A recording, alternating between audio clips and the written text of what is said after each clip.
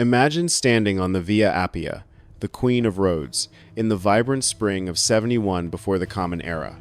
The Italian countryside is bursting with life. Wildflowers bloom in the meadows, insects buzz in the humid air, and the sky is a piercing, impossible blue. But the air does not smell of flowers. It smells of rot. It smells of iron and blood and the voided bowels of dying men. As you walk along the smooth basalt paving stones, a grim, rhythmic horror establishes itself.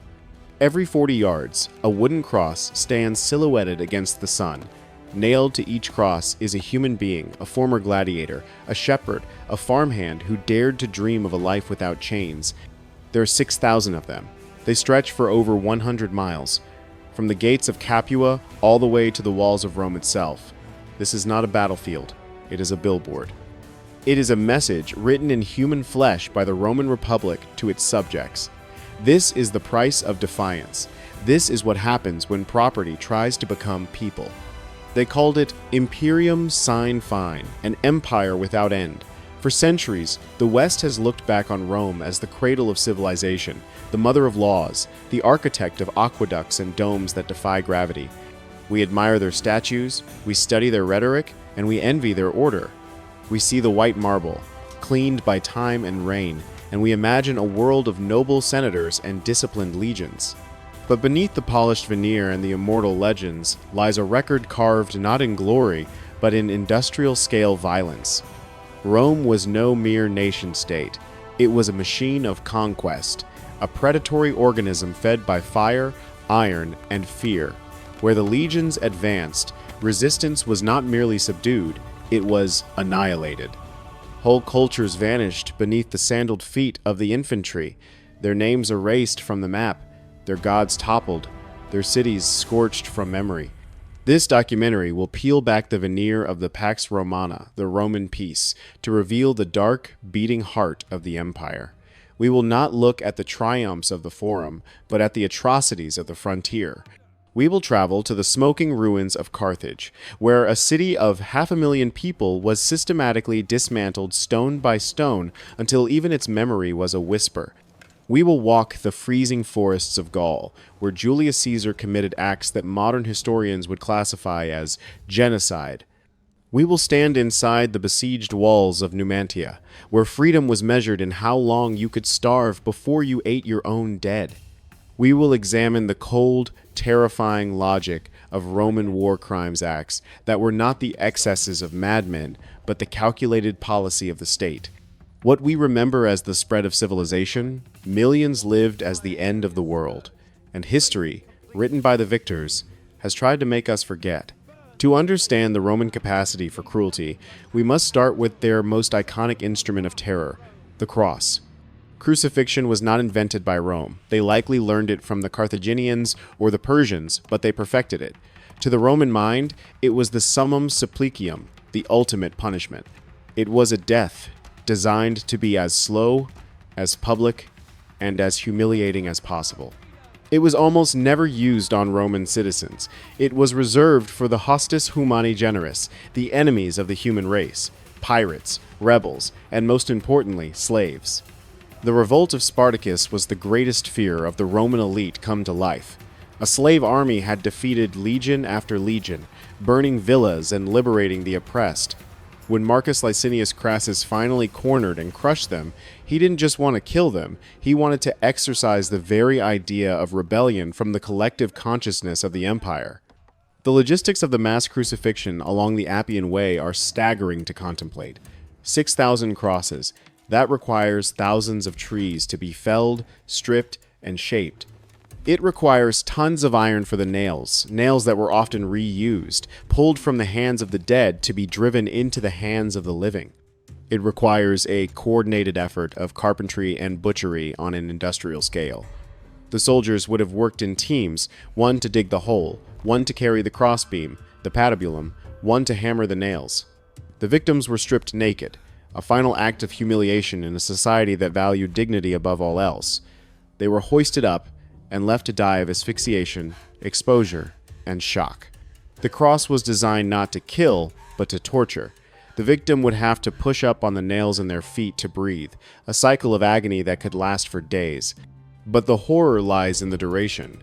Death on the cross was not quick.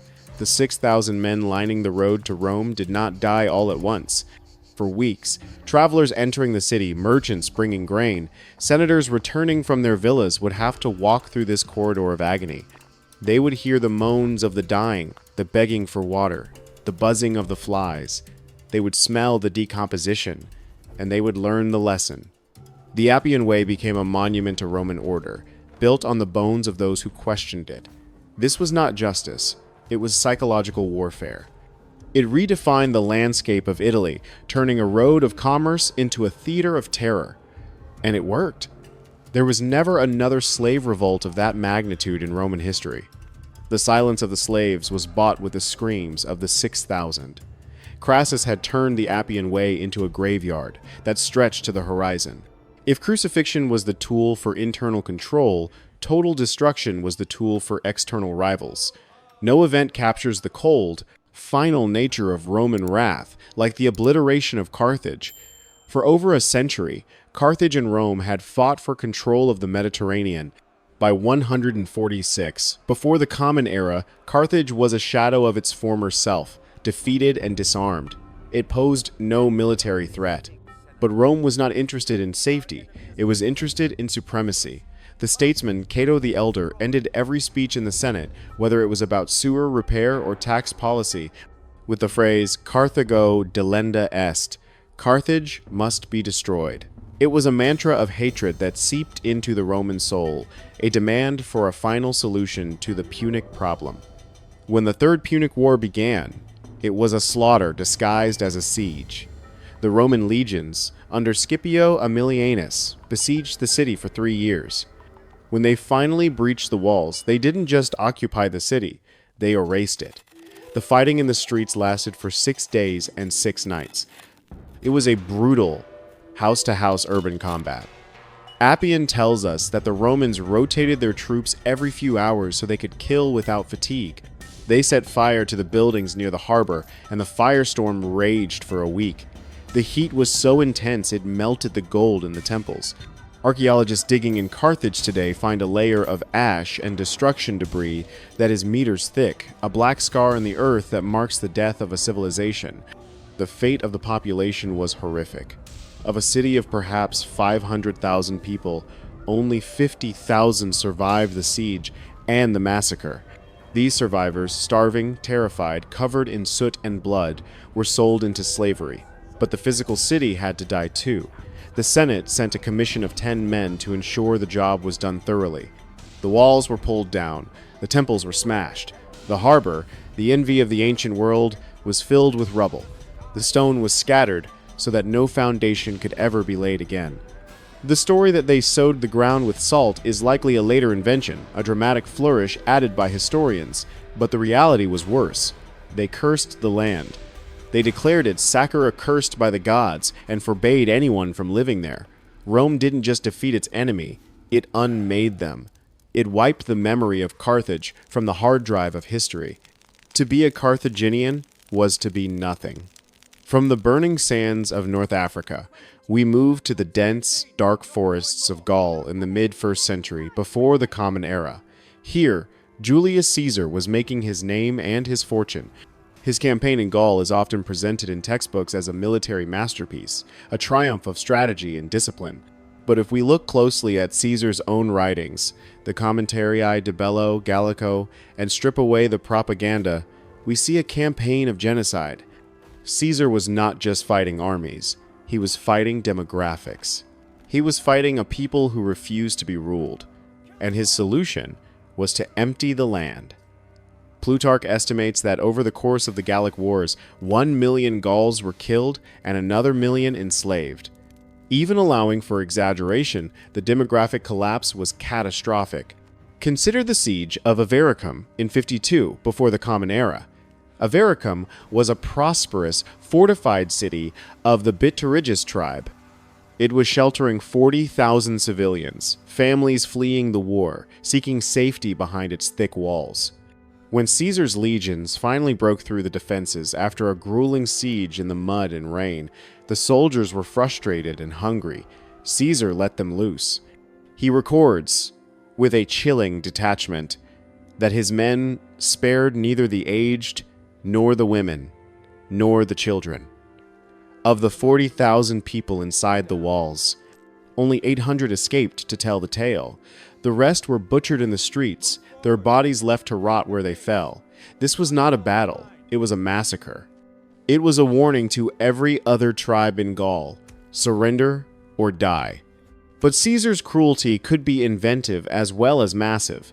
At the siege of Uxellodunum, a small fortress that held out against him, he decided that simple execution was too quick. He wanted a living monument to the futility of resistance. When the garrison surrendered, starving and thirsty after Caesar cut off their water supply, he accepted their submission. He spared their lives. But he ordered that the hands of every man who had borne arms be cut off. He then sent them back to their families and tribes. Imagine thousands of men wandering the roads of Gaul, maimed and helpless, unable to farm, unable to fight, unable to feed themselves. They were living billboards for Roman power, a burden on their communities, and a constant reminder that Rome could take your future without taking your life. It was a cruelty designed to break the spirit of a nation for generations.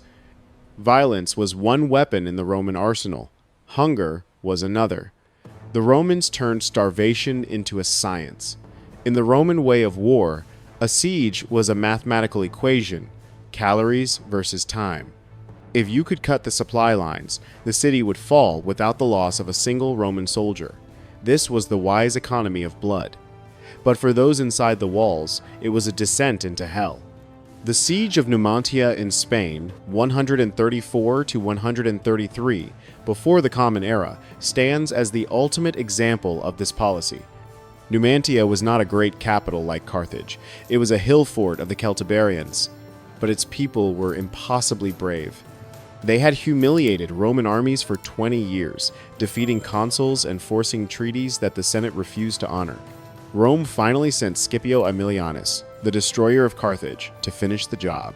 He didn't attack. He realized that the Numantines were too ferocious to fight head-on. Instead, he built a wall around their wall. He constructed 7 camps, miles of trenches, and a palisade that sealed the city off from the world. He turned Numantia into a prison. He dammed the river so that no boats could bring supplies. Inside, the food ran out. Then the leather was boiled and eaten. Then the animals. And then the cannibalism began. The Roman historians, usually so stoic, write with a mixture of horror and admiration about the end of Numantia. Rather than surrender and become slaves, the Numantines chose mass suicide. They set fire to their own city. Fathers killed their families and then themselves to spare them the shame of Roman chains. When Scipio finally entered the city, he found only silence and ashes. He had conquered a graveyard. He had won, but he ruled over nothing. This tactic was repeated in Judea 2 centuries later. In the year 70 Common Era, the future Emperor Titus besieged Jerusalem. The city was packed with pilgrims for the Passover. Titus built a siege wall, locking hundreds of thousands of people inside. The historian Josephus, who was present, describes scenes that are hard to read. He tells of parents fighting children for scraps of food, of young men wandering the streets like shadows, swollen with hunger. He tells of a woman driven mad by famine who roasted and ate her own infant son. When the Romans finally stormed the Temple Mount, the soldiers were slipping in the gore of the starving defenders. Rome had turned the holy city into a charnel house, proving that they could weaponize the most basic human need, the need to eat against their enemies. But what happened to those who survived the sword and the starvation? For the lucky ones, the punishment was slavery. In the Roman worldview, a conquered enemy had forfeited their right to life. If the Roman general spared them, he legally owned them. They were servi saved ones. Mass enslavement was the economic engine of the empire. It was the plunder that paid the legions and built the monuments. After every major victory, the slave markets of the Mediterranean were flooded with human chattel. Slavery was not a side effect of Roman war, it was the purpose of it. The scale is numbing. In 167, before the Common Era, the Senate decided to punish the kingdom of Epirus for siding with Rome's enemies. They sent Aemilius Paulus with a secret order. On a pre-arranged signal, 70 cities were sacked simultaneously. In a single hour, 150,000 people were seized and shackled. The entire population of a nation was marched to the coast and shipped to Italy. Imagine the logistics of moving 150,000 terrified people. The families separated, the elderly left to die by the roadside, the children crying for mothers they would never see again. The roads would have been clogged with the misery of a nation being dismantled. These people were not criminals. They were farmers, weavers, potters, priests. Overnight, they became tools. They were sent to the great latifundia, the mega plantations of Italy, to work in chain gangs until they dropped. They were sent to the gold mines of Spain to cough their lungs out in the dark. They were sent to the households of Rome to serve the whims of their conquerors. Their culture, their language, their history, all of it was stripped away. They became talking tools, units of production in the Roman machine. The grandeur of Rome, the cheap grain, the tax-free status of Roman citizens, all of it was subsidized by the stolen lives of the Epirotes, the Gauls, the Dacians, and the Jews. The Roman economy was a vampire economy, sucking the lifeblood from the periphery to feed the center. One of the most poignant symbols of this mass enslavement is the Colosseum itself. We marvel at its arches and its scale, but who built it? It was built with the spoils of the Jewish war. The gold taken from the temple in Jerusalem paid for the stone and the marble, and the labor, it was provided by the thousands of Jewish captives brought back by Titus. They were the ones who hauled the travertine blocks from the quarries at Tivoli. They were the ones who mixed the concrete. The greatest symbol of Roman entertainment stands on a foundation of Jewish suffering. It is a monument to a war crime. Every stone in that amphitheater was placed by a hand that had once held a prayer book or a child, a hand now callous and chained. This systemic brutality required a specific mindset to sustain. The Romans did not see themselves as villains. They saw themselves as the bringers of order, Pax Romana. They believed they had a divine mandate to rule the world, and that resistance to Rome was resistance to the natural order of things. To them, the barbarians were chaotic, violent, and dangerous. By conquering them, by enslaving them, by crucifying them, Rome was bringing them into the light of civilization. It was a terrifying form of moral certainty. They could burn a city to the ground and call it a peacekeeping operation. They could enslave a nation and call it economic integration. This cognitive dissonance is perhaps the most shocking aspect of all. The men who ordered these atrocities, Caesar, Scipio, Titus, were highly educated, cultured men. They read Greek philosophy. They wrote poetry. They wept at plays. And yet, they could order the amputation of 5,000 hands or the starvation of a city without losing a wink of sleep. It serves as a chilling reminder that culture and civilization are no barrier to barbarism. In fact, they can provide the most sophisticated justifications for it. The Roman elite convinced themselves that their violence was virtuous, a necessary burden of empire. Today, we walk among the ruins of the Roman Empire and feel a sense of awe. We see the aqueducts spanning valleys, the roads that still cut straight across the landscape, the laws that form the basis of our own constitutions. But we must also see the ghosts. We must see the shadows of the crucified on the Appian Way. We must smell the smoke of Carthage. We must hear the silence of Numantia. The Roman Empire was not a miracle. It was a mechanism. It was a machine that turned blood into stone, that turned human suffering into imperial glory. The legacy of Rome is dual. It is the legacy of Virgil and the legacy of Vercingetorix. It is the legacy of the Senate and the legacy of the slave market. We cannot have one without the other. To celebrate the achievements of Rome without acknowledging its crimes is to be complicit in the erasure of its victims. It is to accept the Roman propaganda that might makes right and that the victor gets to write the history. We must look at the Roman Empire with clear eyes, acknowledging its brilliance but never forgetting its brutality. As the historian Tacitus wrote, putting words into the mouth of a Caledonian chieftain resisting Roman rule, offere trucidare rapere falsis nominibus imperium, Atque ubi solitudinem faciunt. Pacem appellant. To ravage, to slaughter, to usurp under false titles, they call empire, and where they make a desert, they call it peace. This is the epitaph of the Roman war machine, a desert of silence where cultures used to be, a peace built on the total annihilation of dissent. When we look back at the grandeur that was Rome, let us remember the cost. Let us remember that for every marble column, there is a broken body. For every triumph, there is a tragedy.